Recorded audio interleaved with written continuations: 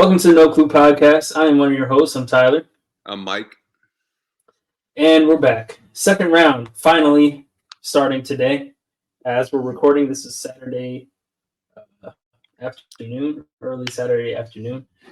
But we have some Cancun season's greetings to give out to some teams in some exciting series and some not so exciting series. We've already went over the Suns losing, right? I mean, we went over them being down 3-0. Yeah, they were 3-0. The last game, I guess, was competitive. I mean, looks like they're running it back. So that's going to be tragic.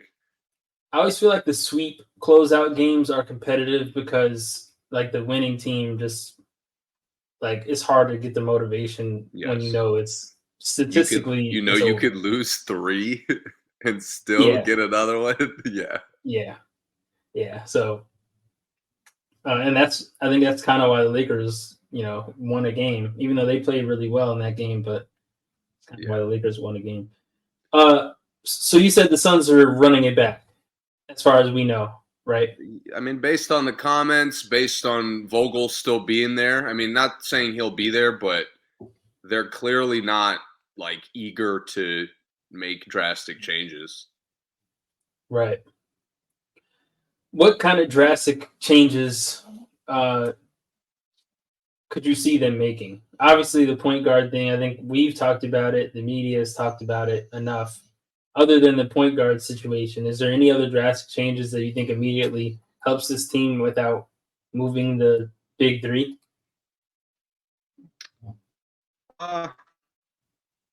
Like a young player, I guess. A young player?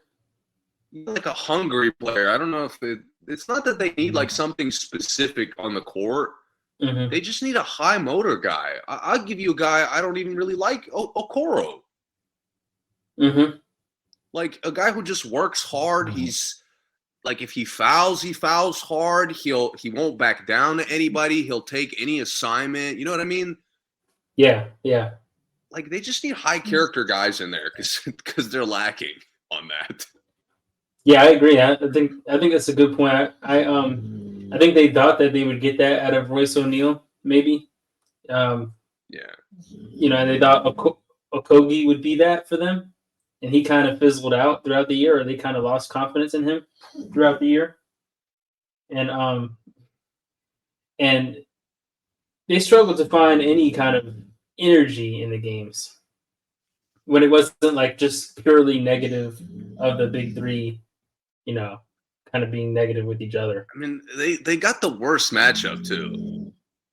Yeah, they did. Like the Wolves match up with them top to bottom.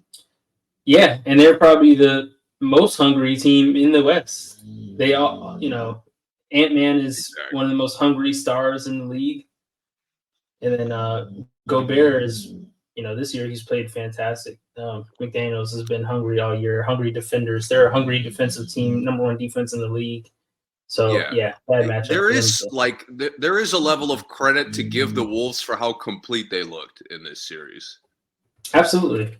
Yeah, it wasn't just all the Suns being dysfunctional. It definitely was a lot of the Timberwolves, and we talked about the Timberwolves throughout the season. They look really, really, really good. Ant-Man is Anthony Edwards is emerging as a really, really good leader, and he leads in a different way. Seems like leads in more camaraderie.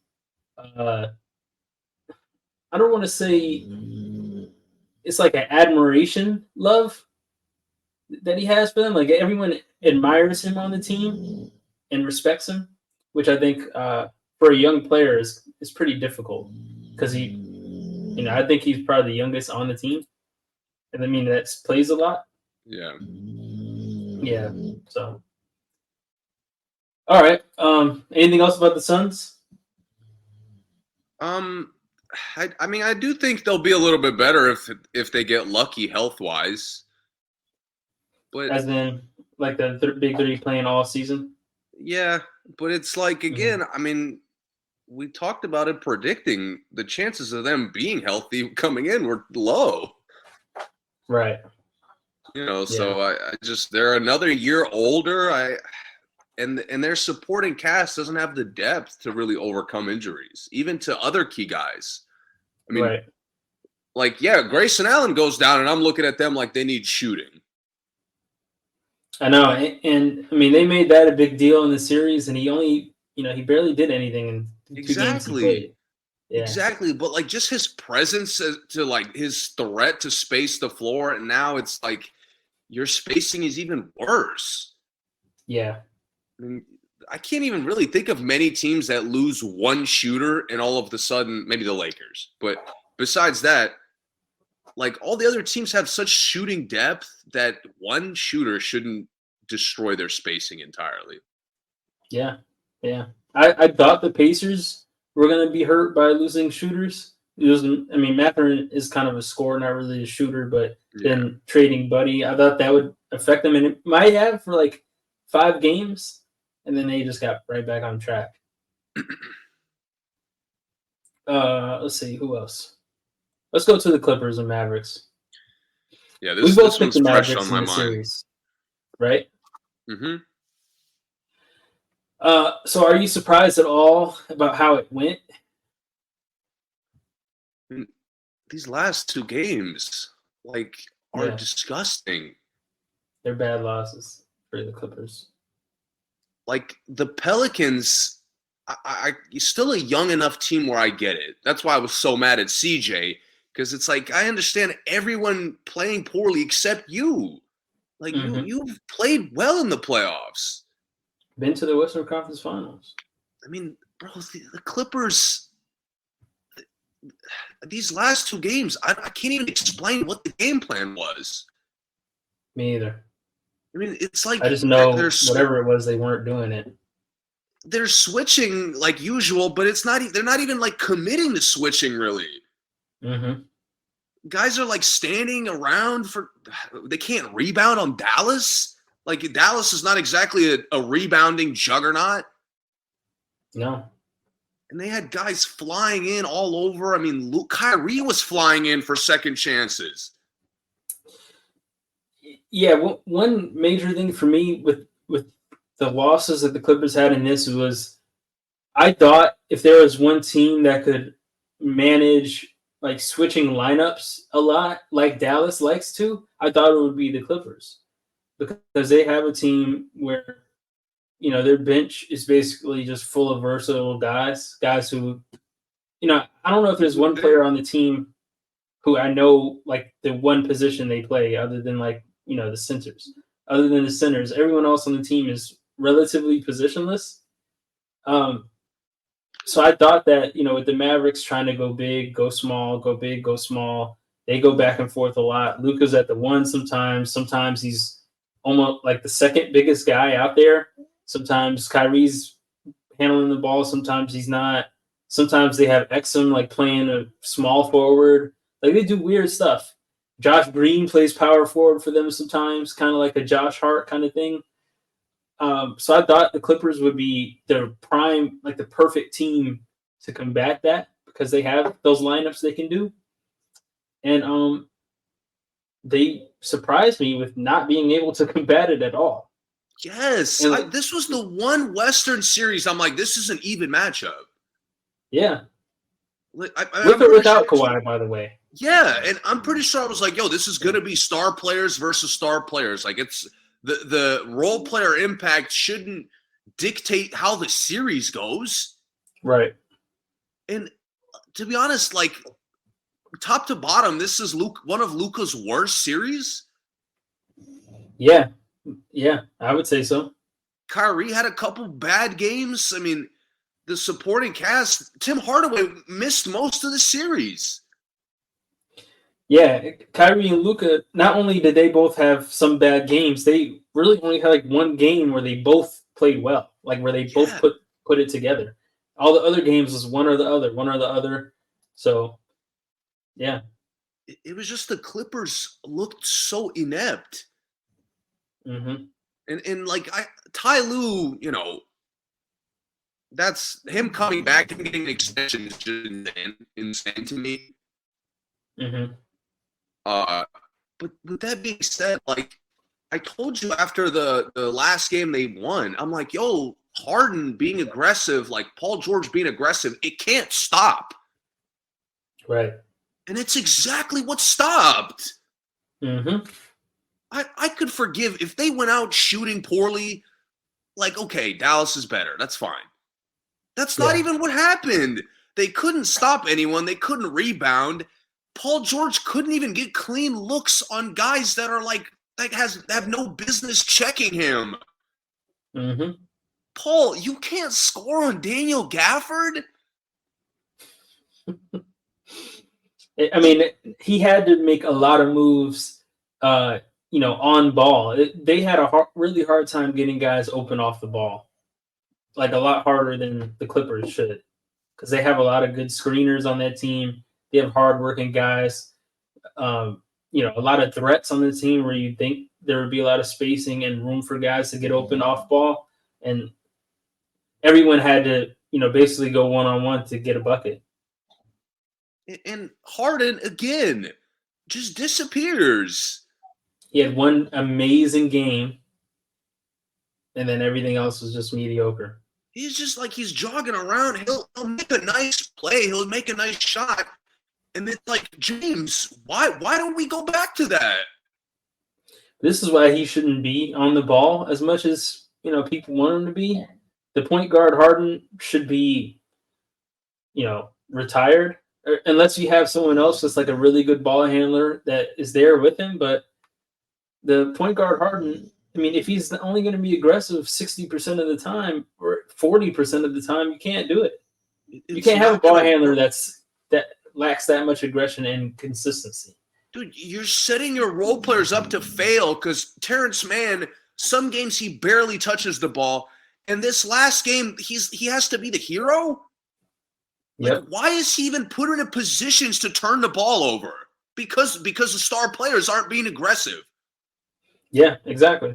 I mean, like, they got Grant Williams out of Dallas partly because he was kind of bullshitting on some possessions, trying things he shouldn't have been. Mm-hmm. Like, Dallas lives and dies by their two star players attacking. But the Clippers live and die by Norman Powell. Right.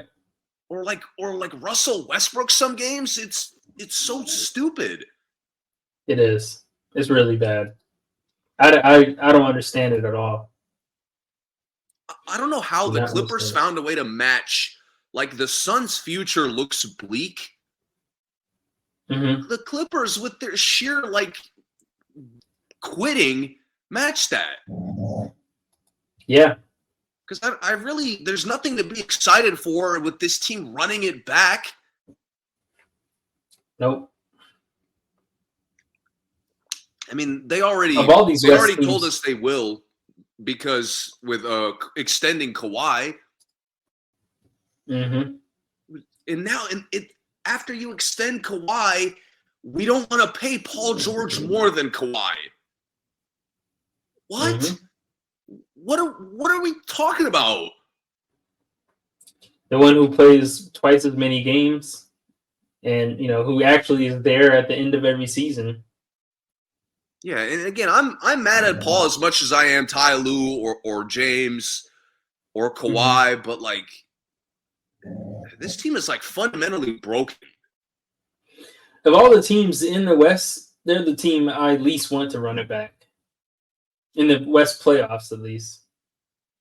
Maybe in all the playoffs. Again, I think the Suns are more interesting if they're healthy next year.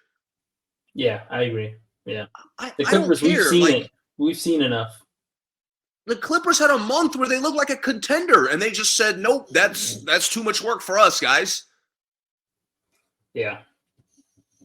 So I don't know what they do moving forward with running it back with Ty Lue and these guys who are in and out of the lineup, in and out of the fucking game, like how engaged they are in the actual game. Yep.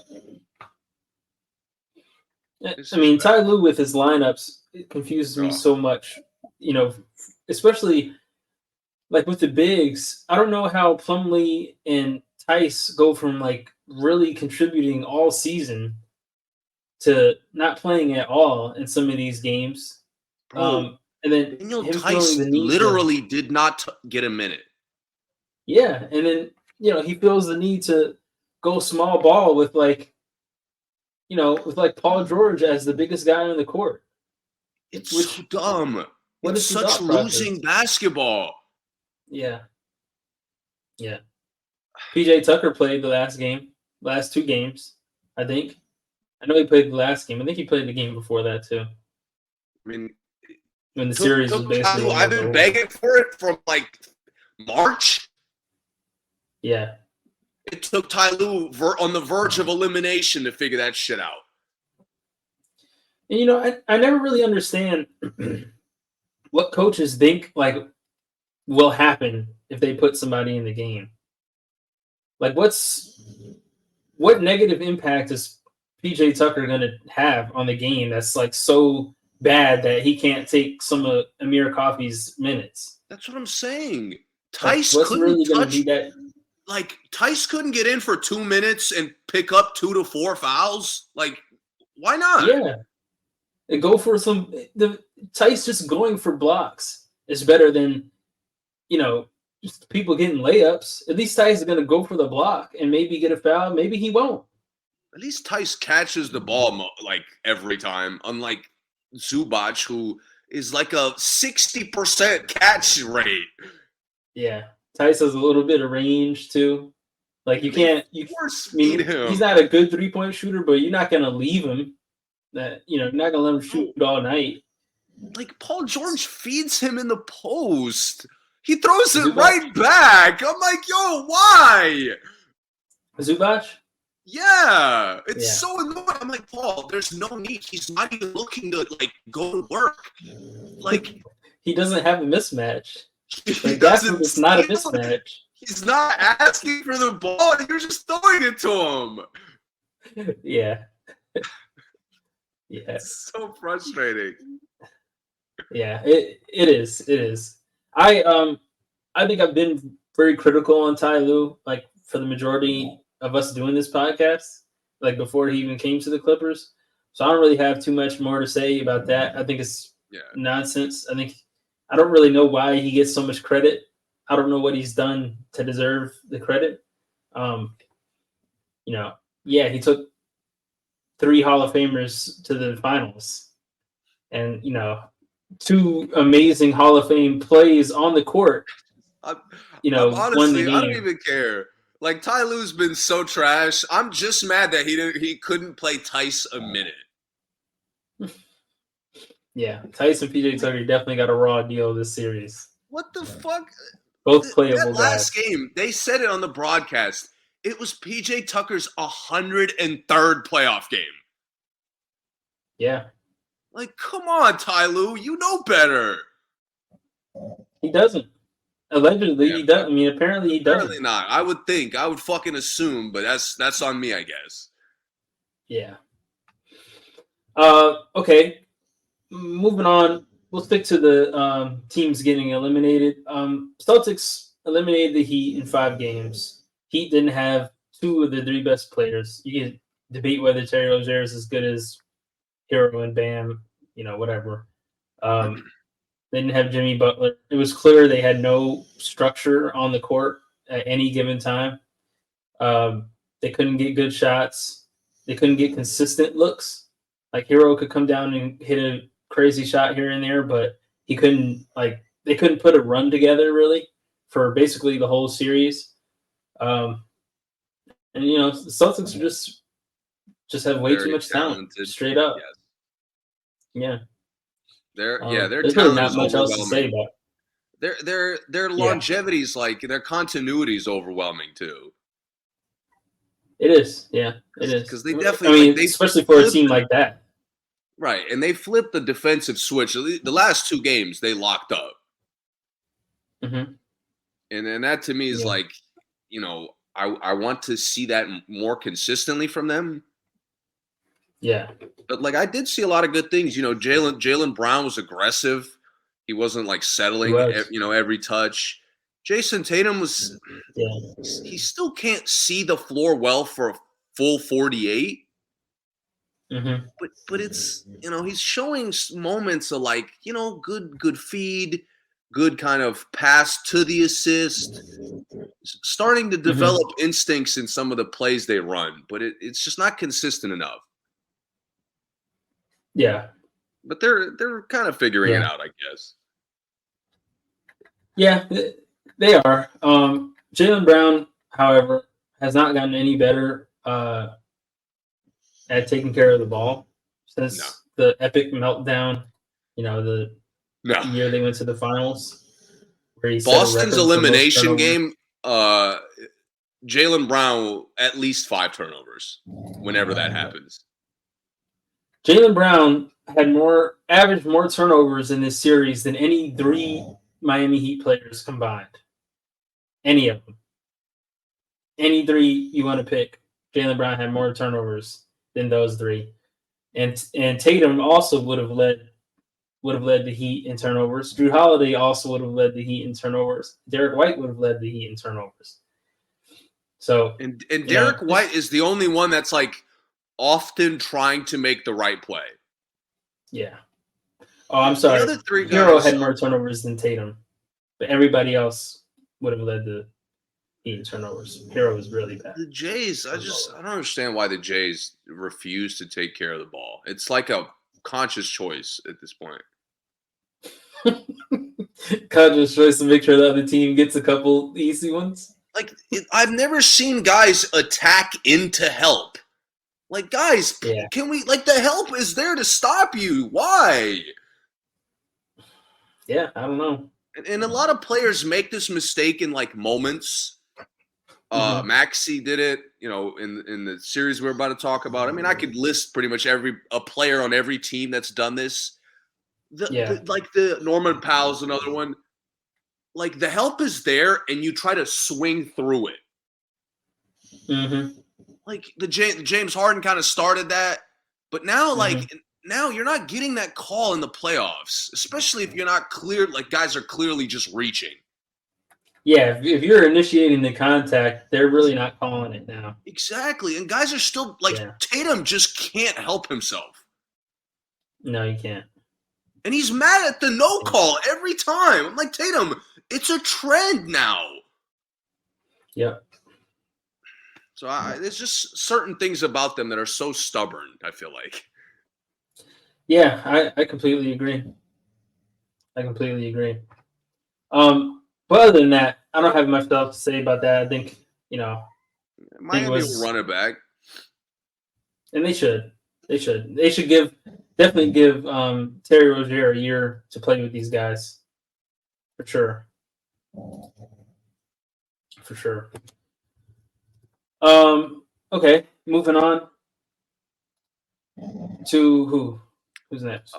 We covered all the West. Boston. Milwaukee. We got to cover Milwaukee. Yeah. This is another one. Injuries were really bad. Dame and Giannis didn't play in one of these games, which is, pretty bad. It makes the team really hard to win. I mean, easy to beat without Damian and Giannis. The Pacers really they had more energy than the Bucks every game, it felt like. And I mean, I guess that's their thing. Highest pace in the league, fastest tempo in the league, highest scoring team in the league. So if you're missing your 2 best scorers, chances are you don't really have a shot. But Bucks still fought really well. I thought they fought hard, but they're another one that I think they kind of are forced to run it back at least with the big 3. You agree? Yeah, running it back is kind of a given for them, the way they went out. Yeah. I want them to be hungry to get better. You know what I mean? Because with Adrian Griffin, they were on their way to a number 1 seed. So I think with Doc, a full off season, a training camp, they're probably going to come out swinging next year. Right, I agree. Yeah, and they should. Yeah, but this team, you watch, all 6 of these games, Mm-hmm. Without Giannis, they're collectively slower than the Pacers. Right. Like they just couldn't. This was the only team. Other teams that lost, like, just didn't get back well enough, but could have. The Bucks, like, literally didn't have the speed to get back in this series. Yeah. Like, Siakam way too many times leaked out. Naismith leaked out. Halliburton, every time he pushed at full speed, good things happened. Toppin was unstoppable on the breaks. Toppin literally was just running. Like, every time. He looked like LeBron. TJ McConnell was just running all the time. Yeah. Yeah. To me, like, you got to address, your supporting cast looked fucking old. They're old. They're So old. Me, and the crazy thing is, I mean, go ahead. I'm sorry. No, I'm just curious. Like, I still want them to be eager to make moves. I agree. I just agree. don't know what it would be. I think this is a team where the supporting cast could change like the entire supporting cast for me.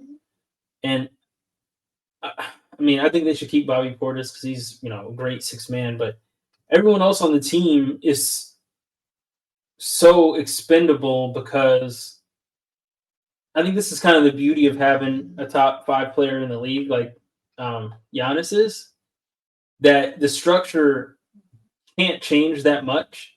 Like, there's really no players that's going to change how they play that much as long as you have Giannis. You know what I mean? Yeah. So I wouldn't mind if they just switched all of the supporting cast, to be honest, and just to see what happens.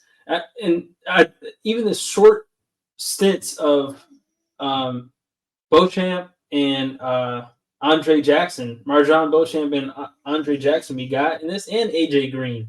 They came to match the Pacers' energy. Yeah. They just didn't play enough. And I understand the pressure on, I'm not shooting Doc Rivers any bail, but I understand the pressure of, hey, we have a lot of vets on this team. They should know what to do. They should be able to hold it down. I'm not like, you're not going to play Andre Jackson, over Chris Middleton and not even over Pat Bev for a long stretch, but that's what was working. I mean, even though it was a small stint, and even though I don't think it really would have won any of the games, but moving into next year, he has to see that some of the younger guys are helping them compete in some of these games. They may be the key to competing in some of these games against these other young teams. Like, I'm not expecting Crowder to run around with Obi Toppin for 40 minutes. It's just not a viable plan. But Andre Jackson, he was doing it. Yeah. He might have been getting cooked here and there, but it was all right. It was better than what they were doing than watching Obi Toppin just run to the, catching lobs. So, see, you've called him out before, but in this this context, you're not calling out the main weak link by name. And that's Brook Lopez. Beasley? No. Malik Beasley's like, Malik Beasley sucked. Like, I was, I guess I predicted that, but I'm not really happy about it. Him challenging his own teammate in the 3-point contest this year, he really hasn't been the same since Dame lit him up in the contest. Have you noticed that? That is what it is. Before the contest, his shooting percentages plummeted after that. Wasn't he leading the league before he was top 5 the whole year up until that point?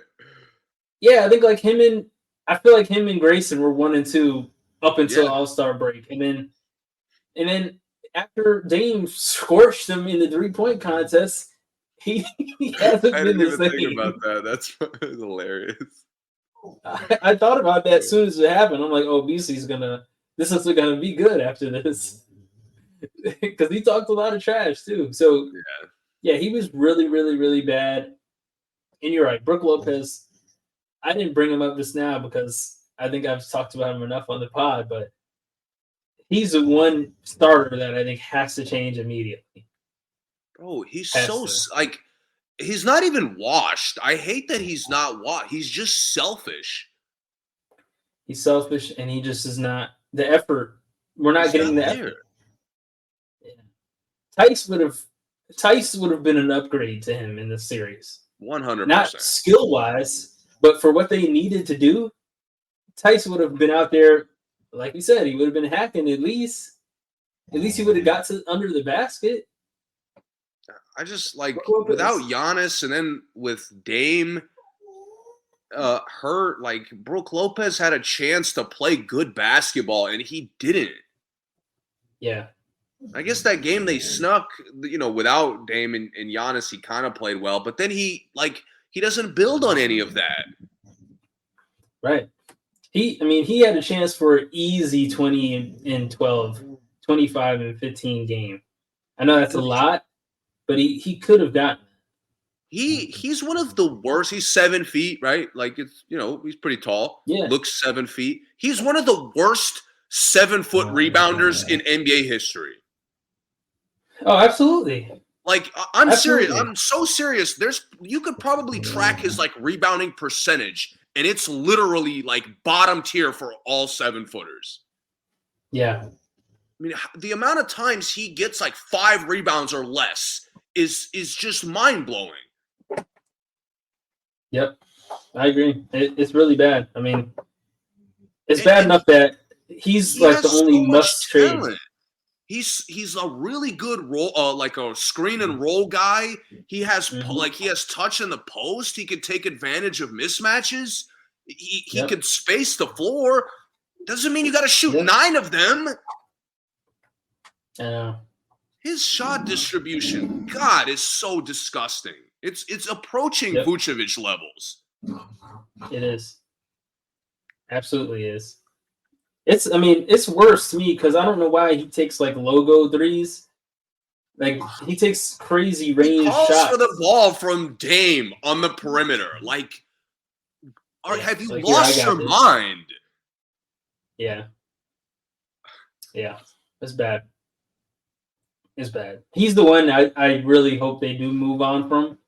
And I get he's a legacy guy. He's valuable, though. Like, you could trade him for 2 lesser players that could fit better. Right. Yeah. Would you trade him for Vucevic? Is that an upgrade to you?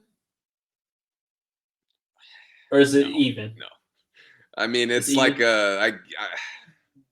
it's a down. Honestly, it's an effort downgrade. I mean, Vucevic is a better rebounder, but he somehow works like less hard than Brook does on offense. You know what I mean? So even though he almost has as good, if not better, touch around the rim,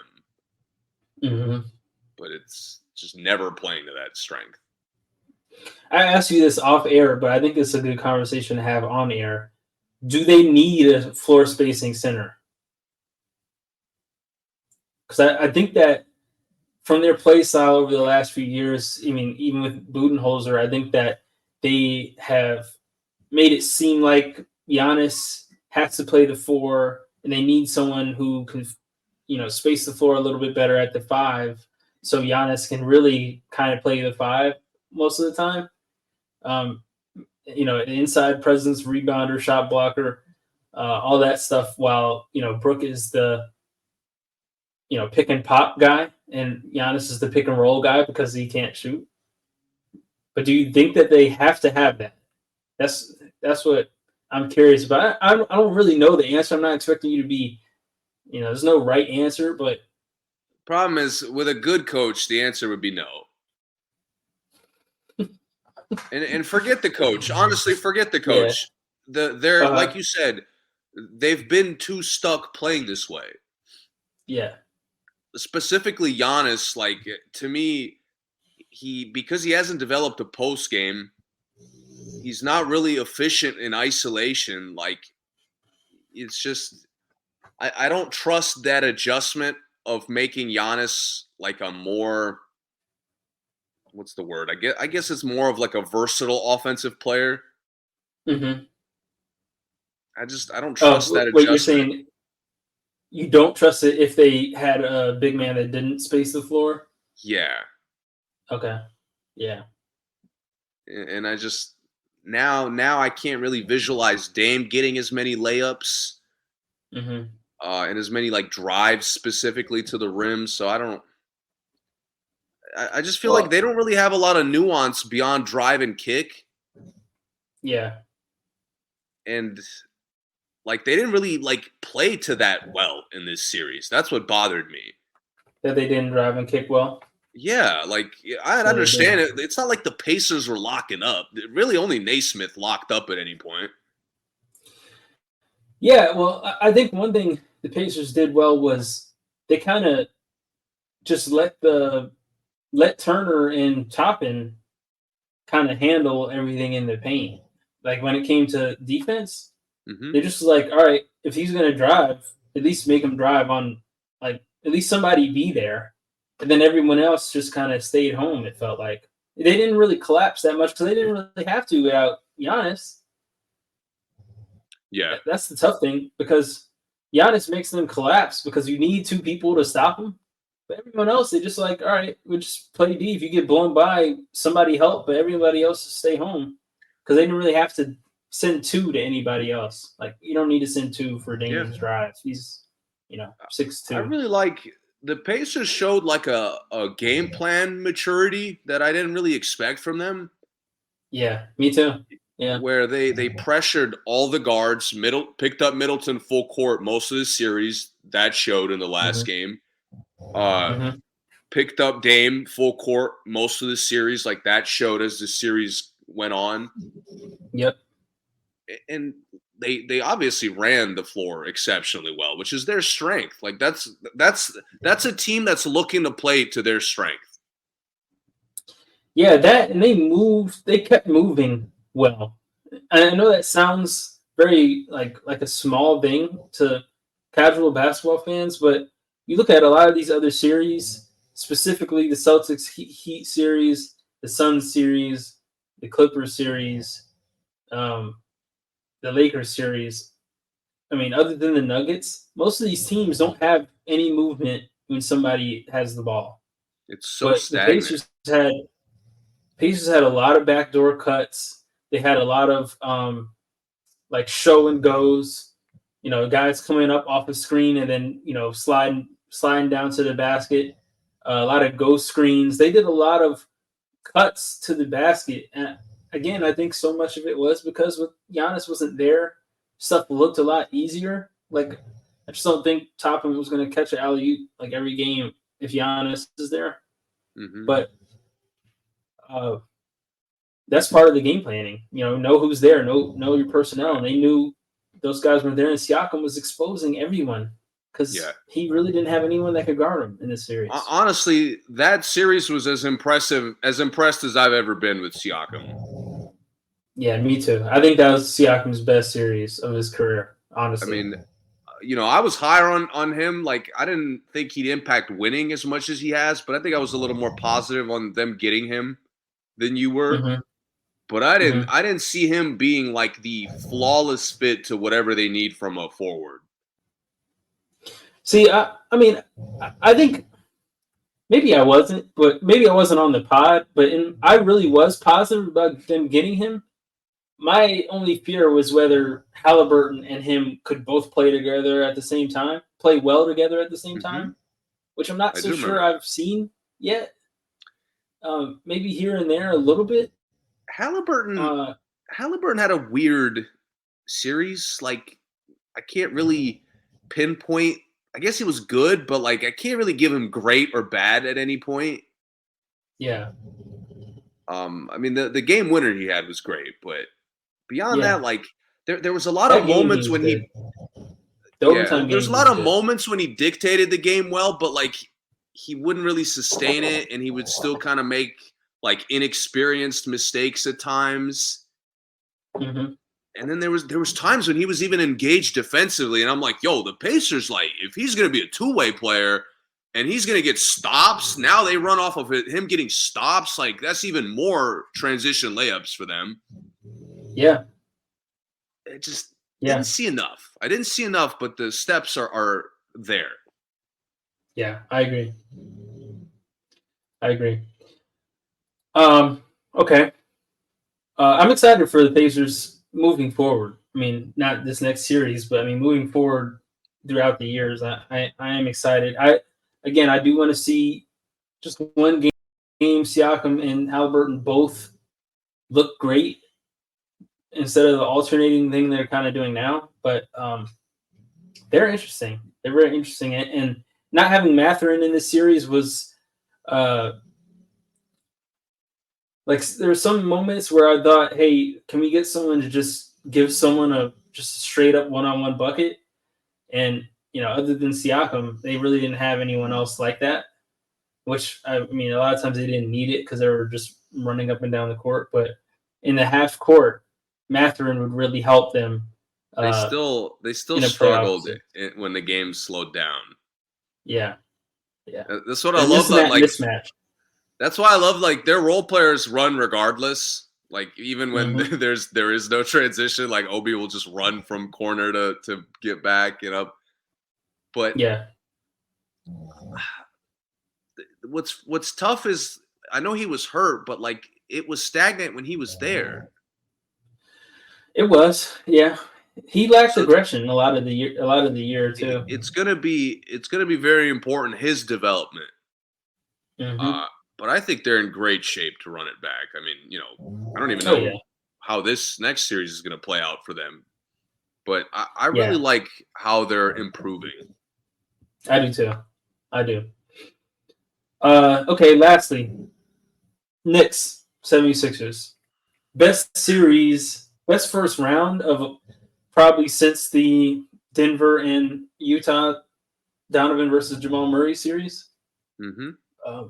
This is one of the legendary Eastern Conference series of our lifetimes. It's just been great, and I have a lot of positive things to say about.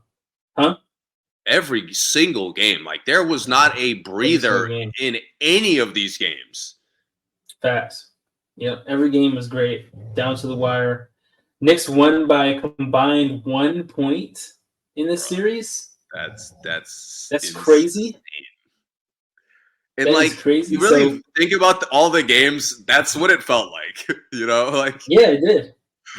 This series felt like a point split. It did, yeah. It did. I have a lot of positive things to say about both teams. I'll start with the 76ers since they're going home. Way to battle. They fought. They definitely fought. And I don't know if I would say they're the better team. I mean, obviously they had the best player on the court all the time. They're the more talented team for sure. You think so? Well, it's weird because the Knicks work so hard. I forget that they're actually good. Yeah. So I guess it's a little more even, especially with certain Philly players being completely fucking useless. The Knicks don't have that problem. After Embiid, who's the next best player in the series? Brunson, right? Yeah. Oh, yeah. So then Brunson, then is Maxey? Yeah. So then after that, I think I'm picking Knicks. I'm picking 3 Knicks next. Hart. At least 2.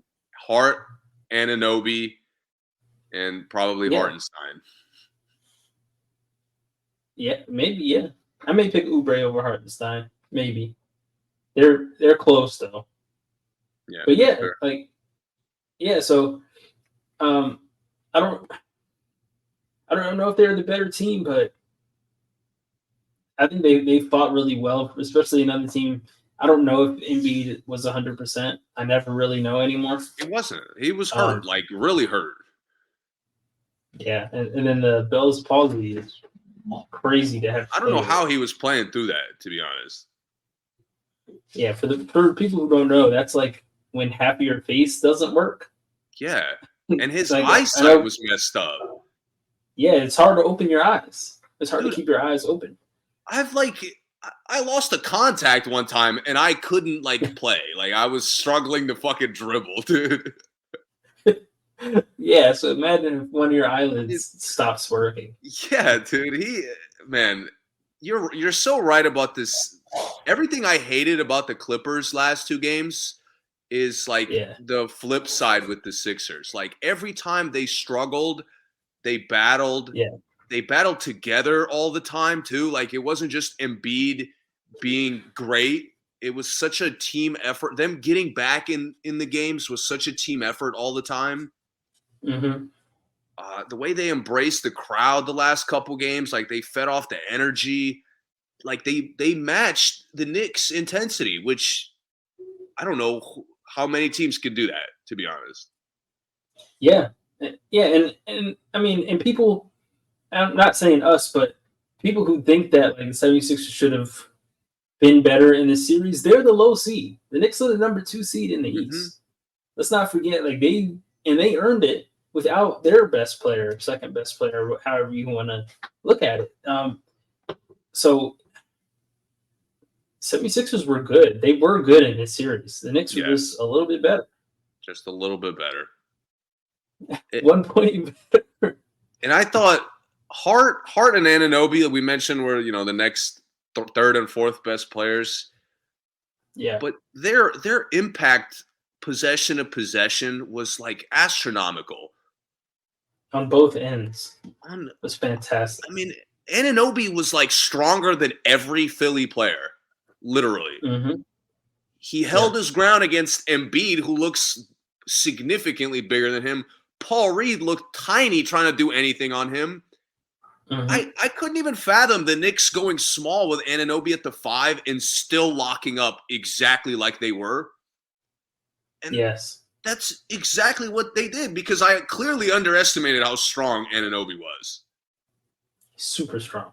Yeah. And Hart, and Josh Hart, I mean, the level of rebounding from him is just ridiculous. Yes. Anytime I wasn't sure who was going to get the rebound, he got it. Every single multiple one. 15 or more rebound games in the same series from like a wing spot. It's crazy. The way he crashes, man, it's like you have to take like a charge to box him out, essentially. Basically, yeah. Or you have to like try to foul him and draw the foul when he fouls you back. Yeah. Like that kind of thing. And he's another guy who's effective. He's so goddamn like strong for a basketball player. Yeah. That Philly couldn't comprehend, like, oh, okay, Josh Hart's on the switch, like we attack that. No, like Tobias can't attack him. Are you insane? And this is gonna sound crazy. Josh Hart he might have the strongest legs in the NBA. And when I say legs, I mean like his base. Yeah. Like you can't move him. No. Like at all. Yeah, and I mean, I'm not saying he has the best vertical in the league. Obviously, he doesn't. But it's just like his center of gravity is so strong. He boxes guys way bigger than him out. He crashes so quickly. His reaction time. I mean, he's great. He's a great role guy. And Thibs agrees with us because he can't take him out the fucking game. That's one of the funniest quotes of the year. And the moment passed was hilarious. Yeah. Man, the Knicks role players, and I like the two of them dominated. Mm-hmm. Like, bro, Mitchell Robinson couldn't run up and down the court, and they couldn't keep him off the glass. He was not healthy, bro. And he's such a like. He's like a rebound magnet. It's not like Hart where it's like incredible how he's getting to all these rebounds. Yeah. Robinson somehow like has a sixth sense for misses. He tracks the ball really well. He kind of has that Kevin Love level of tracking the ball. Mm-hmm. Yeah, it's a good comparison. And he's got good hands. He's strong with the ball all the time. He knows, not to dribble too much or put it low. He finds shooters quickly. Yeah. I mean, the Knicks supporting cast was just all around incredible. And it was only 7 guys, 7, 8. Bogdanovich got hurt pretty early. Mm-hmm. So it was Shout out to McBride also. The small ball lineup you were talking about, McBride. So good. McBride kind of was the key to that. Because on both ends, he was like, you had to guard him. Yeah. And they had to have someone big guard him. Like he was kind of cooking Maxey, honestly. Yeah. And so they had to have someone bigger on him because he was hitting threes. He has a great range. He played fantastic. He had the series of his life, honestly. I don't know if he'll ever have a better series than this. And it was interesting because, we've talked about the Knicks a lot this season off air. And once Bogdanovich went down, I'm and the next couple of stretches of the Knicks struggling, they needed shooting. Yeah, they did. Or they needed someone at least a threat. Yeah, and McBride and DiVincenzo weren't, they weren't lights out. But they every time the Knicks desperately needed them to hit a shot, no problem. Yep. They stepped up. And for Thibs to have the ability to bench DiVincenzo for one of the fourth quarters and then depend on him in the following game, the Knicks chemistry is at a level no other team could touch right now. Yep. Yeah, very, very excited. So let's move forward to that series, Pacers and Knicks.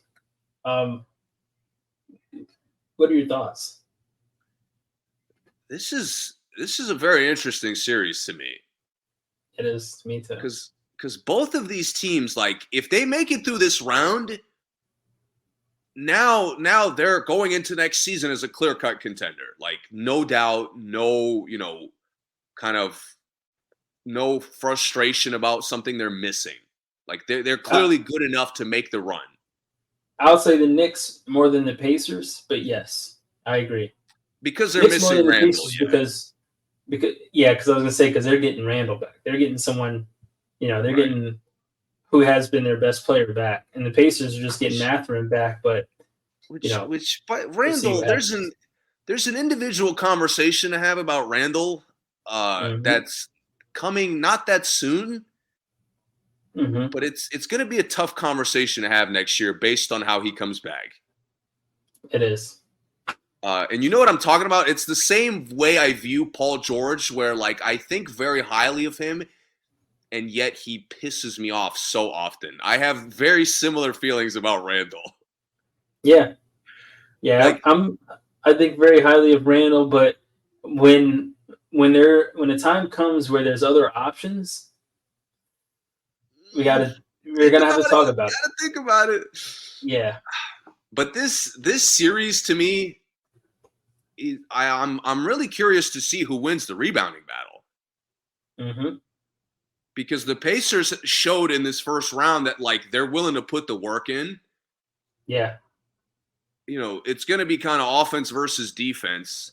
But the Knicks struggle to score. So, I told you this whole Philly series, the Knicks are not going to be able to pull away in any of these games. They can't score enough. Yeah. I think they're going to have the same problem with the Pacers where they're going to have to, execute down the stretch, battle, get, in great team stops. Guys are going to have to, work their ass off. Yeah. To me, Halliburton and Siakam have to continue the way they were playing. That's Indy's blueprint to win. Yeah. Brunson, I don't think has the pressure of needing to score, 35 plus. Okay. Because I feel like the Knicks in general could defend Indiana a little bit better. Yeah. They're already top tier defensively, and Indiana struggles to score in half court. Yeah, that segues to my key for the series is fast break points. Who wins the fast break points in the series? I think wins the series because if the Pacers get turnovers, get long rebounds, turn them into points, they're going to be really hard for the Knicks to beat. And if the Knicks do that to the Pacers have no shot. If the Knicks beat them in fast break points, Pacers have no shot because they're not going to be able to score in the half court like they normally struggle to, and they're going to struggle with it even more in this series. That's why I've enjoyed the games where Brunson has shot poorly, but he's also had some games where he's turned the ball over a little more than he should. Mm-hmm. That's Can't going to do be a that in key. this one. That's going to be a key for him. Is like, I'm okay. You got to shoot a little bit more. That's fine. We cannot let Indiana run. Right. And to me, like, I do think the Knicks will be very prepared. Mm-hmm. But Indiana has a lot of depth. Like, Indiana won't stop running. You know what I mean? Yeah. And Philly showed, like, if you battle back with the Knicks, you have a chance. Yeah. Yep. You can be in the So, series for sure. like, predicting this series fucking sucks because I think it's going to be another, like, 6-7 games. Most of them are going to be close. Maybe there's, like, something surprising happens and one of the teams gets a blowout, but honestly, it's hard to picture that. Which one of these teams has I kind of want to say for the whole series, but let's just start with game one. Which one of these teams is more likely to get hot? Like get hot and just have a fantastic shooting game? I say the Knicks. I think the Knicks as well. I think Indiana's just like lacking in discipline a little bit, especially defensively. Like Philly actually defended well a lot of the series. I just don't really see Indiana doing that. Yeah, I agree.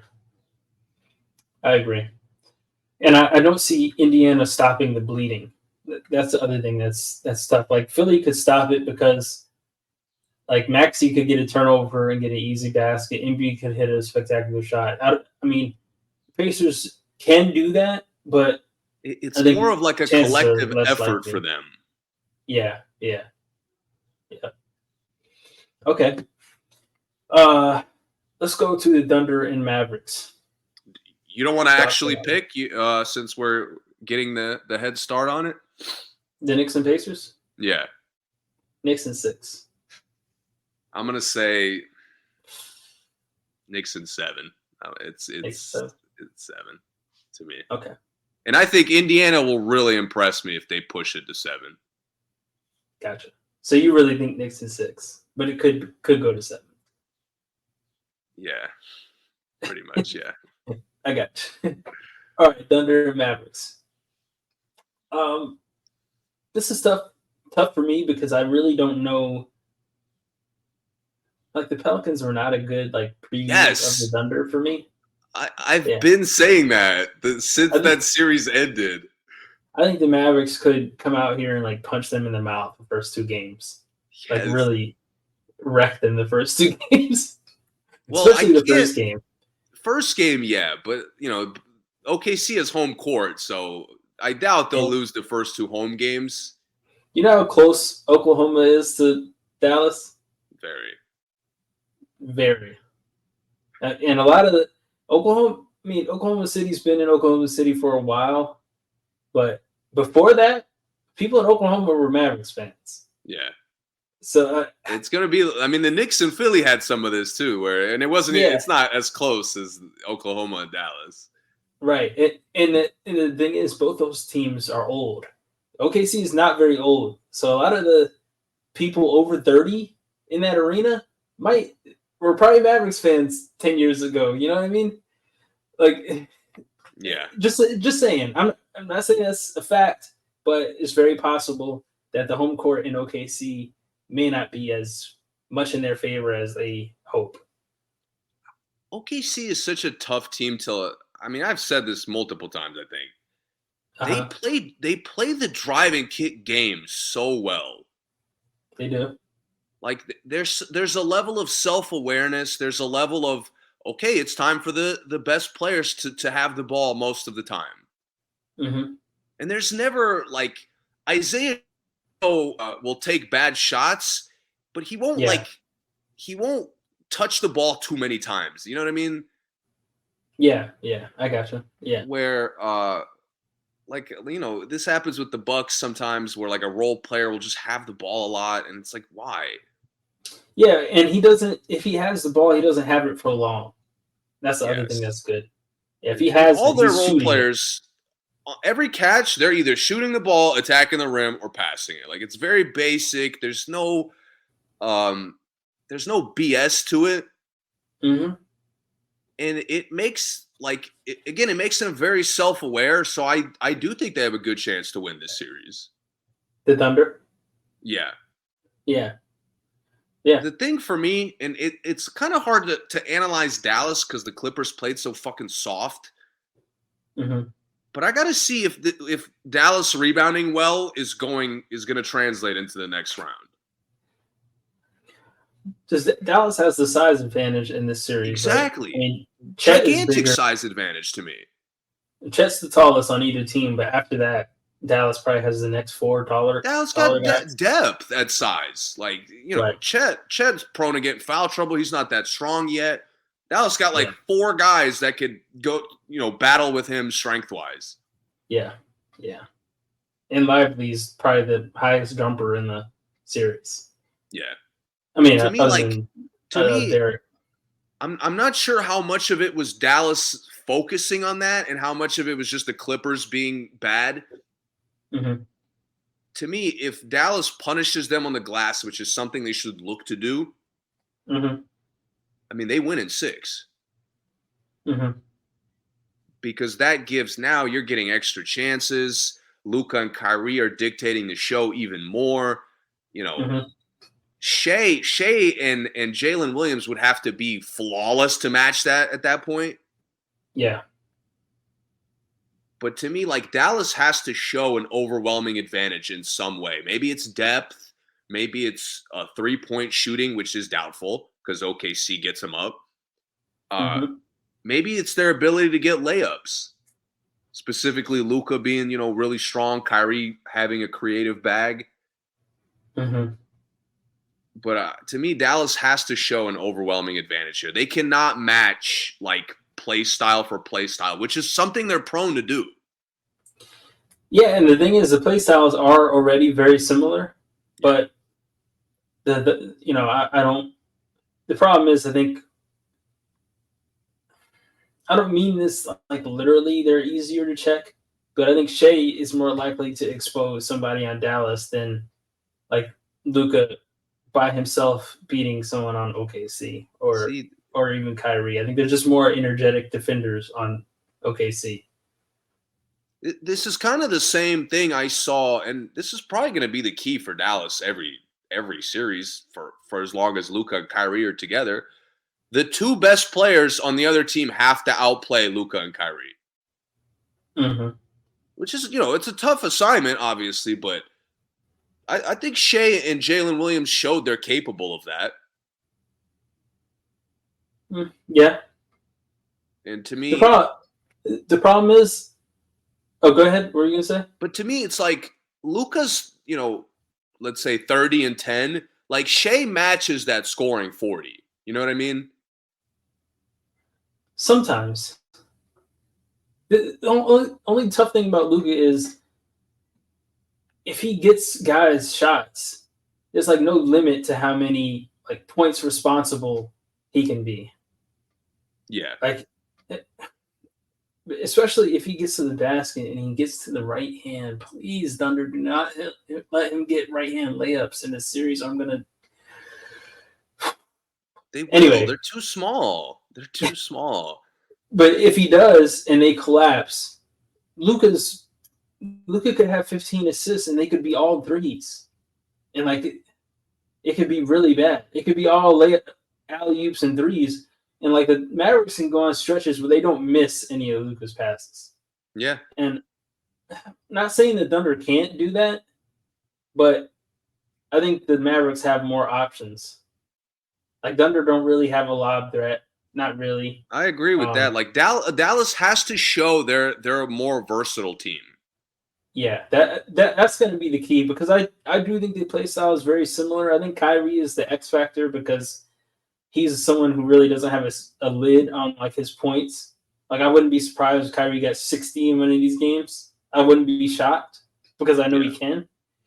But they just have more threats coming off of Luka than the Thunder have threats coming off of SGA for me. But I do get what you're saying though, because SGA might score more, and he kind of keeps that mismatch hunt offense going. He does, yeah. And but then Jalen Williams doesn't care. Jalen Williams, I don't know if you actually agree with this. I think Jalen Williams plays off Shea better than Kyrie plays off Luka. Oh, I agree with that for sure. Yeah. And I think maybe in this, it's actually going to be Kyrie and Jalen kind of going toe to toe a little bit more on who has more of an impact. Mm-hmm. But I really can't imagine either of these teams handling the other team in 4 to 5 games. The weird thing is, Jalen is by far the beta to SGA's alpha. But when Kyrie has it going, Luka is the beta. Yeah, that's the trick for Dallas, where again their versatility comes into play. Yeah, if Kyrie is hot, Luka plays off of Kyrie. Kyrie very rarely plays well off of Luka, like you said. But Luka does play well off Kyrie if Kyrie's having a good game. We saw that in these last 2 Clippers games. And even though Luka didn't play great, he did what he had to do off ball that he still contributed very well into winning these games. So I do think both of these duos are slowly getting better, and this is kind of going to really show us which duo is ready to make the final step. So who you got? I'm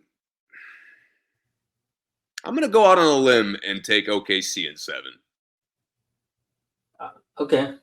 I think that this series may be like the Knicks 76ers series where they're really close, but I don't think it's going to be a lot of games. Shootout. It's going to be much more of a shootout. Yeah, but I don't think it's going to be a lot of games. Like, oh yeah, it'll be a shootout, but I think the games will come down to the wire every game. But I actually think it might be like in 5 games. You think Dallas in 5, or are you picking Dallas either in 5? Dallas in 5. Wow. Yeah. But I think it'll be a really tight 5. Like I think it'll be probably more like the Nuggets and Lakers series. Like I think we might have 2 or 3 game winners. Yeah, but I think it might be, I just keep waiting. I feel like you've doubted OKC all year, and I keep wanting to doubt them, and they keep showing me impressive things that I could buy into. Am I doubting them, or do I have more faith in the Mavericks? I think it's more faith in the Mavericks, but again, I trust the OKC self-awareness. Yeah, I think, yeah, that's cool. I'm cool with that. I have nothing to come at that. If they lose those 5 close games, or 4 out of the 5, it's gonna be SGA and probably Jalen Williams making certain mistakes down the stretch. Yeah. And that to me, that's enough for me. OKC's already had a much better year than most of us anticipated. Yeah, I'm with that. I agree. I think that's probably what it would come down to. That's kind of what I'm not really what I'm envisioning. I just think I think it's just a lot of good guys in Dallas. I think they have a lot of chances to get really on fire. Dallas's runs, I like Dallas's runs better than I like OKC's runs. See, I think I completely agree with that. Yeah, so Dallas on their runs looks really tough to beat. Yeah, it looks like, oh my God, we're about to lose by 30. It's OKC, that kind of thing. I see exactly what you're saying. OKC looks like, oh, we can figure this out. This is not. Yeah. This isn't insurmountable. Right, and that's why I think it'll be Nuggets and Lakers is a good comparison for me, because I do think there'd be some games Thunder are up 15 and Dallas watch third quarter, here we come. I'm so disappointed in the Pelicans. It just hurts that they couldn't even challenge OKC. We have no first round analysis of OKC whatsoever. I know they played good. They were supposed to be the young, inexperienced team that was the favorite to go out early. I know. And they were embarrassing a team. They were wearing clown shit coming to games and embarrassing a team. And the Pelicans were supposed to be the young team everybody should be afraid of. I said that too, so I gotta hold that L. Yeah, I mean, and the thing is, Zion not being there couldn't have really changed people's predictions because they I thought play half the they year looked without Zion better anyway. without him. Most of the Yeah, year, they they normally looked better without him. right. They haven't played a full season with Zion at all. So like, well, you see them enough without Zion for it to be, to make Willie Green's a still sound employed, up. unfortunately. For now. For now, we'll see. All right, last series to talk about. We're not going to talk about the Cavs Magic series. We're just going to skip that because 3-3, Game 7. We'll talk about that when it ends. That We can series has predict who's been going to win it, gross, but we'll get to that. That Yeah. series has been gross, and we will get into all that after it ends. Yeah. Last series, the one maybe, but when this podcast comes out, the game might have started, but Timberwolves Nuggets. We talked about the series already, so let's get right into this. We talked about their first rounds. Let's get right into the second round. What do you think? Who you got? And why? I think Denver will beat them in 6. I'll go ahead and pick right away. Okay. Denver's continuity, I think, right now is unbeatable. Okay. I think their shot selection is essentially perfect. In Minnesota, it's not going to be as easy for them to defend the way they just did. Oh, definitely not. Like, there's a lot more nuance. Obviously, they're going to have mismatches all over. And Denver's duo is unstoppable offensively. Offensively, they are just flawless. I've been saying it all year. Yeah. To me, and this is going to be the series to validate that. Either they let me down and I look stupid, or they validate me. I think their defense will be more important this series than their offense. But, I mean, I get what you're saying because the Timberwolves are the number one defense in the league, so this is the chance to see what the Nuggets offense can do against that. Again, from like last year, but now everyone's healthy.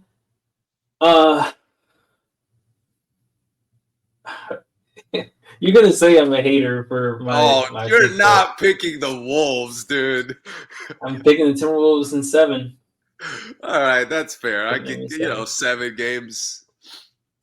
See, for me, my 6 games is my toss-up. I get like 7 is supposed to be the toss-up, but really my 6 games is like it could go either way, but I think this team is a little bit better.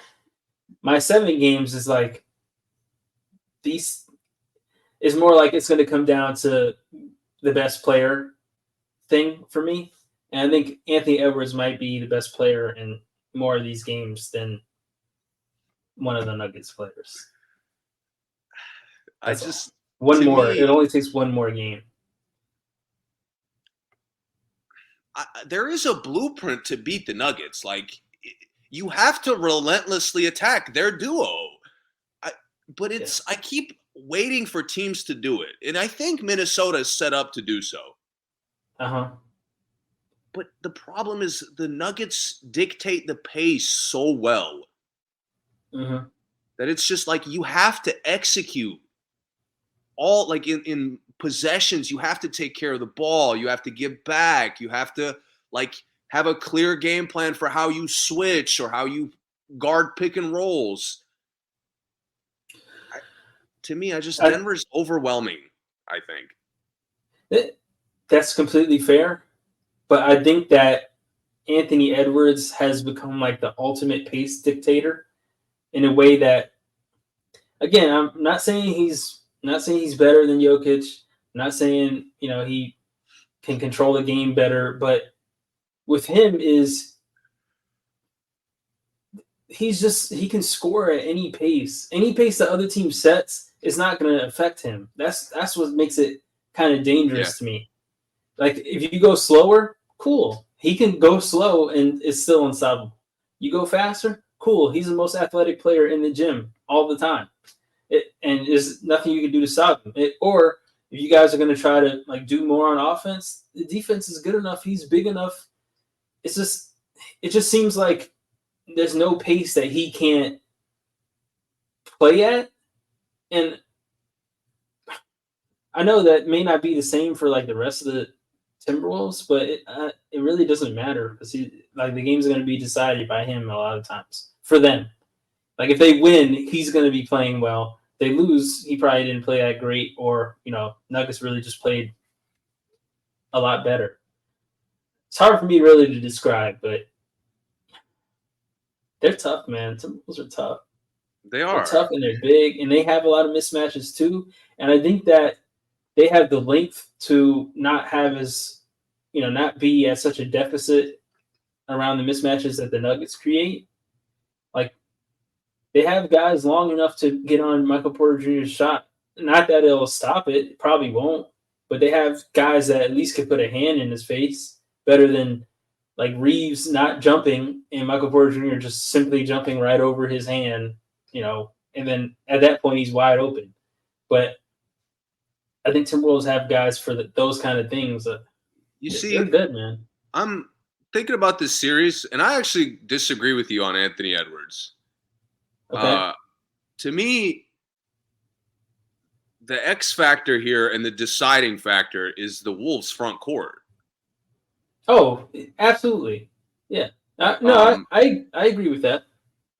Because to me, like, this is their ultimate test. Especially Towns. Towns, like, he has to be locked in every game. Who would you put on Jokic? Towns or Gobert?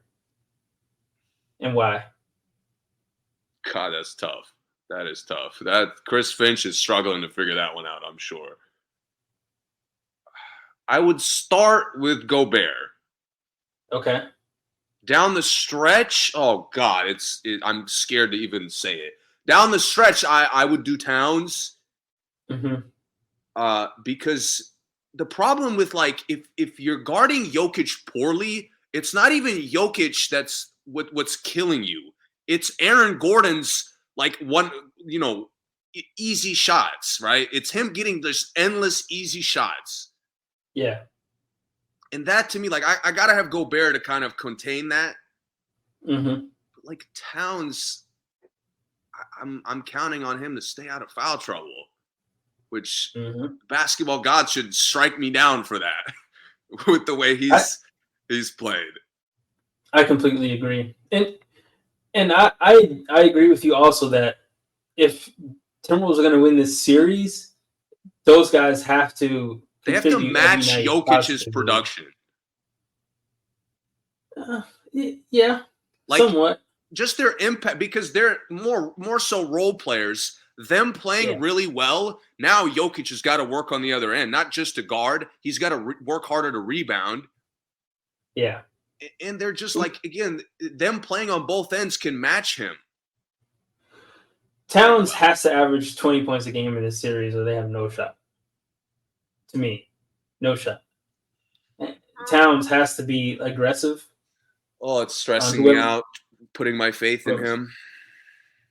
Yeah, and when I said I think Edwards is going to determine the game, is that I say that because I think Edwards can play like better than like Edwards could average 28, and there's a game where he needs to get 40, he could just get 40. I don't feel that way about anybody else on the Timberwolves, so I don't really put it on any of their shoulders. You know what I'm saying? Mm-hmm. Like if Towns is playing whack, Edwards could just play better and still win the game.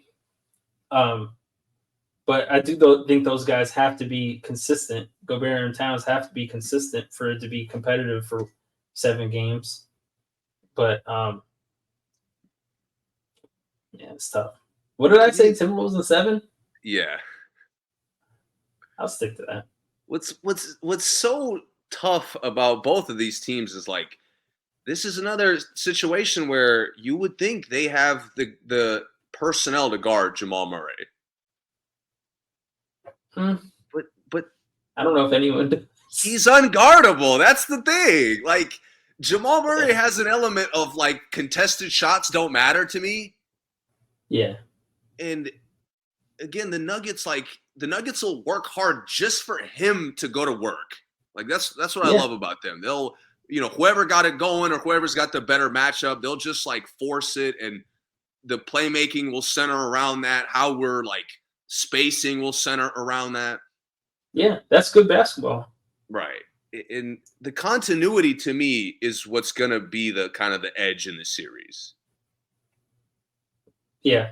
Like, there's just a level of trust the Nuggets are in a close game down the stretch.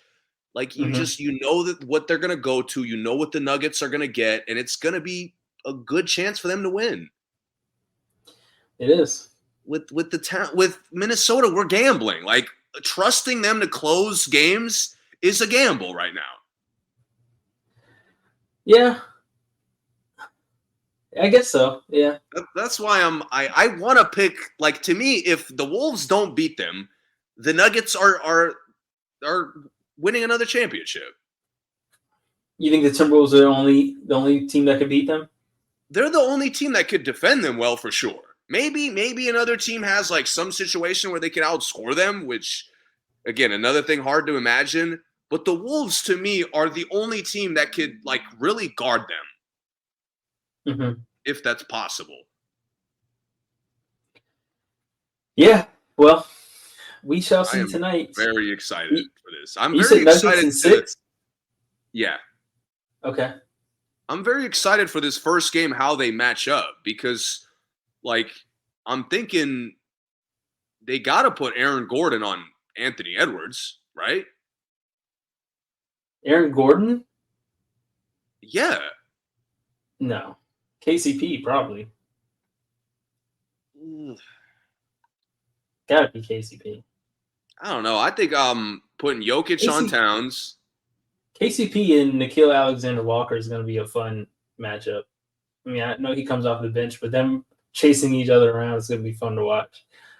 But no, you said who? Jokic on Towns? I would put Jokic on Towns. I'd see what the Porter Jr. and Gobert is, like, a weird matchup. I'd try that this first game. That's just me, though. Porter Jr. foul out that game. I think he'd foul out Gobert. Gobert also wouldn't be protecting the rim, so I don't know if that's such a, like, winnable matchup for the Wolves. No, but I mean, you're talking about Porter Jr. playing defense on Gobert, right? Yeah. Yeah, I mean,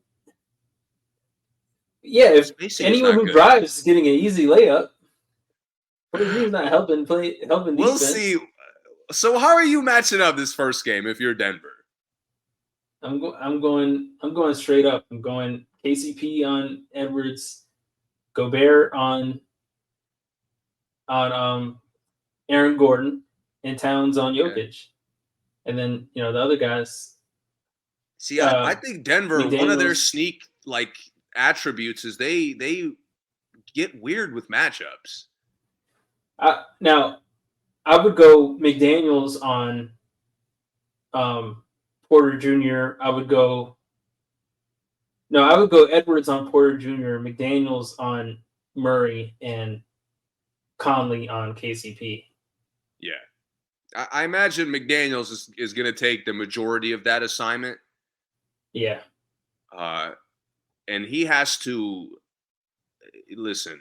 Bradley Beal and Devin Booker, they're good.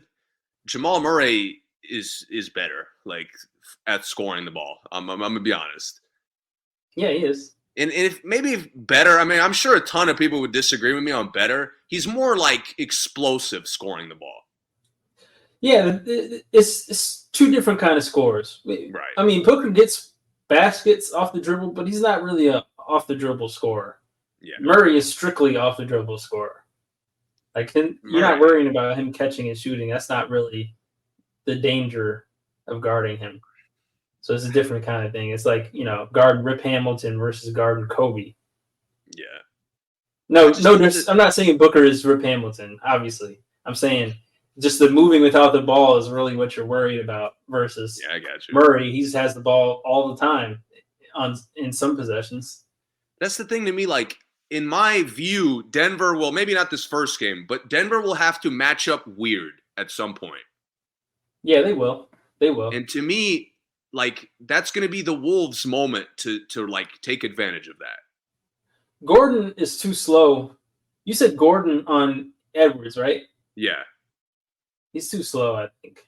Nah, really? Yeah. I don't know, Edwards, dude. I don't bro, know. Edwards He is moved. blowing He be past- moving. Edwards makes one quick move, he's at the basket, and there's nothing Gordon. Gordon will just turn around, Edwards is already done. Okay. The Nuggets, again, I keep expecting the Nuggets to be cooked, and teams just can't.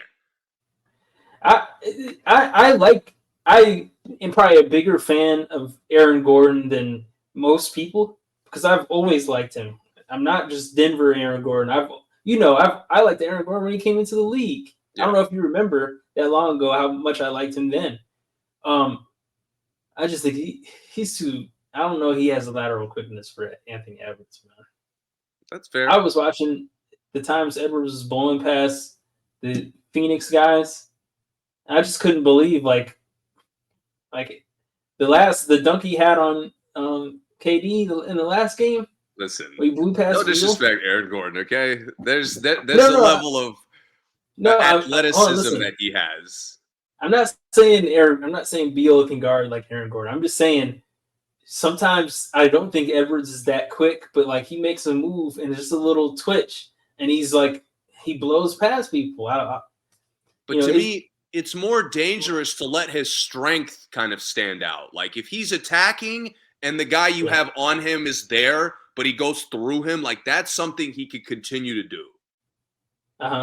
To me, it's like if we coordinate the defense, we could rotate to kind of help Aaron Gordon as far as just laterally.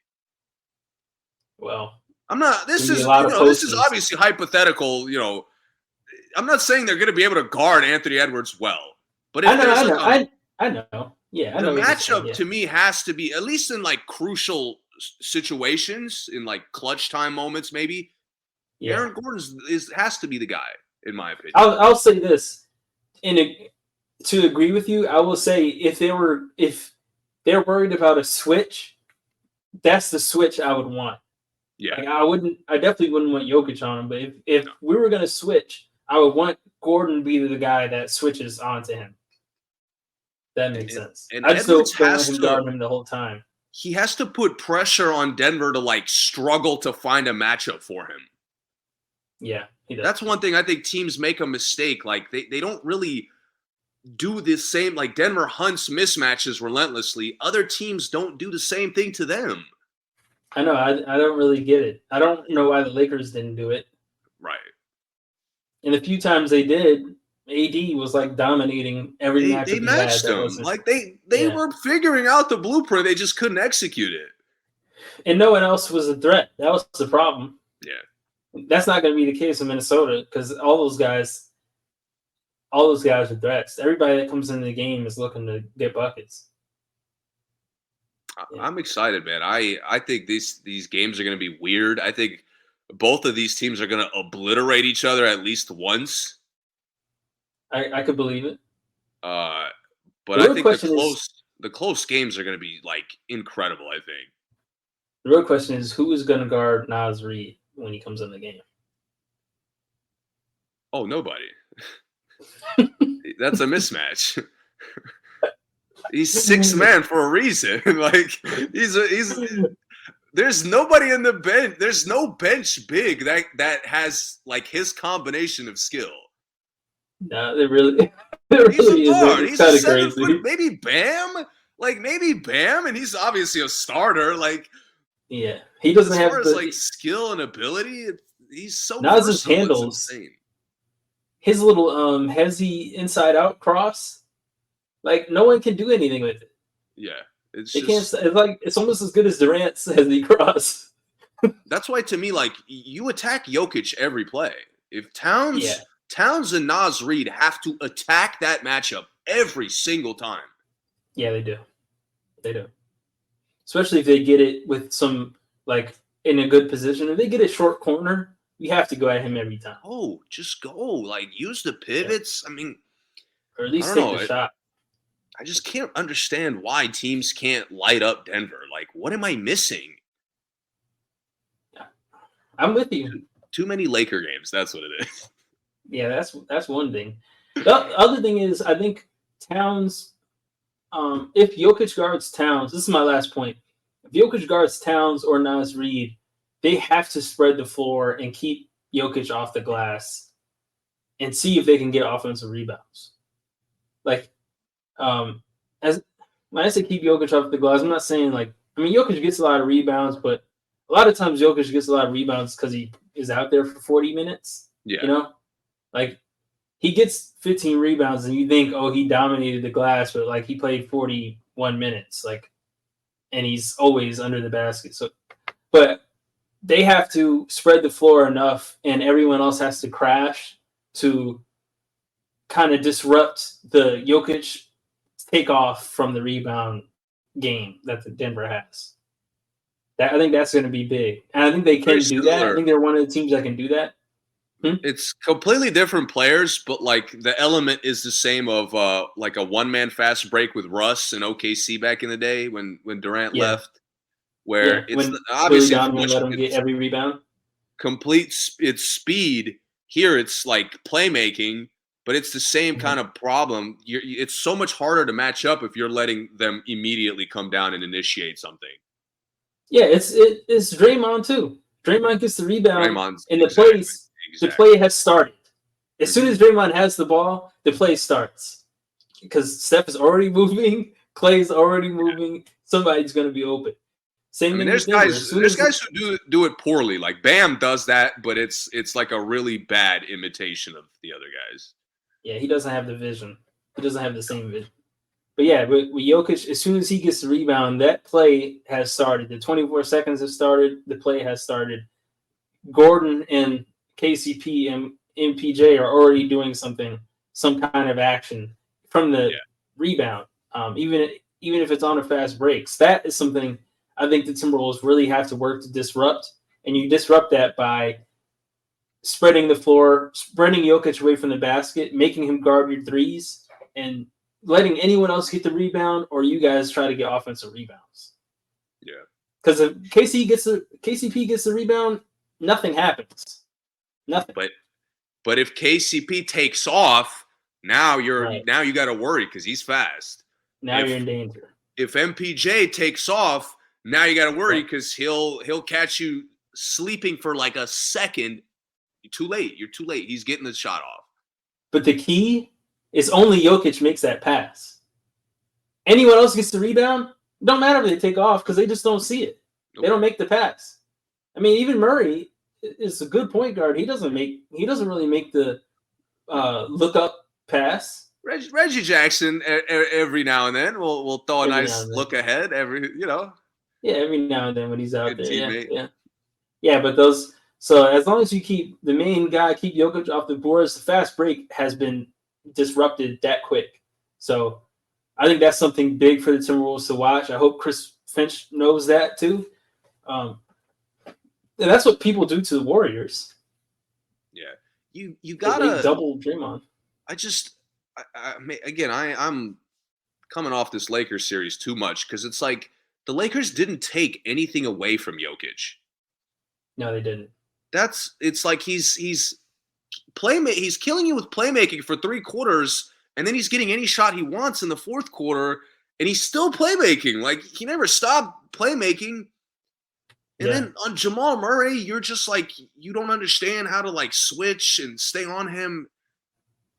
The Wolves have to take something away from Jokic because if they don't, he has free reign to essentially dictate every starter to play well.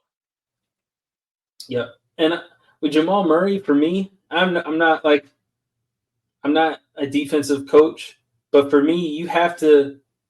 My key to guarding Jamal Murray is you have to keep him on one side. Make him pick a side.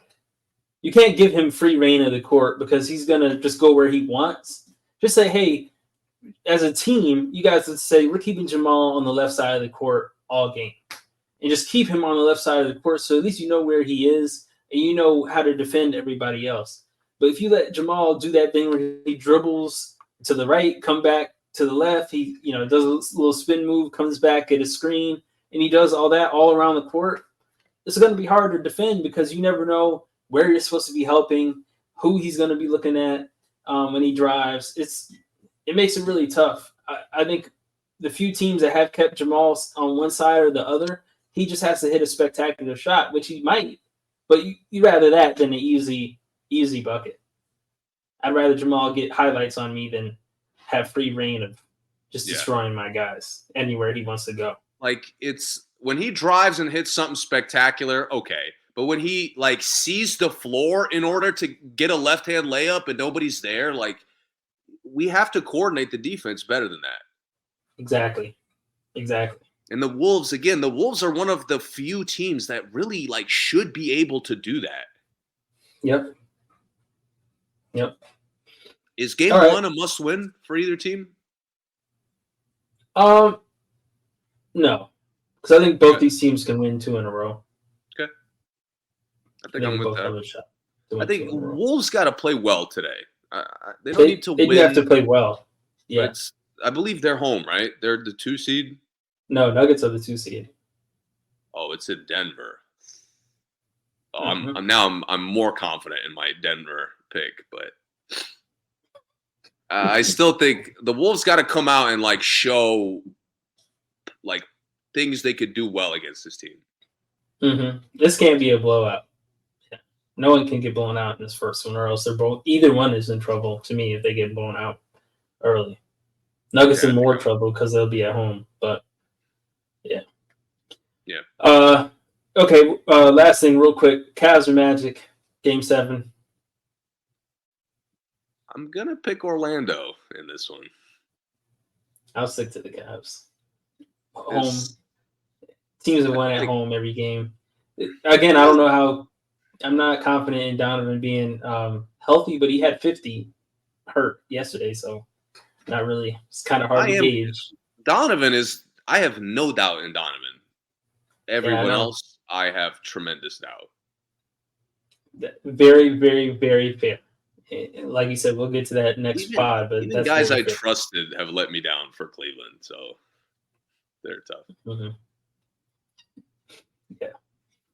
All right. Thank you for listening. As always, this has been an exciting playoff so far. I expect it to get even more exciting. We will talk to you guys in about a week.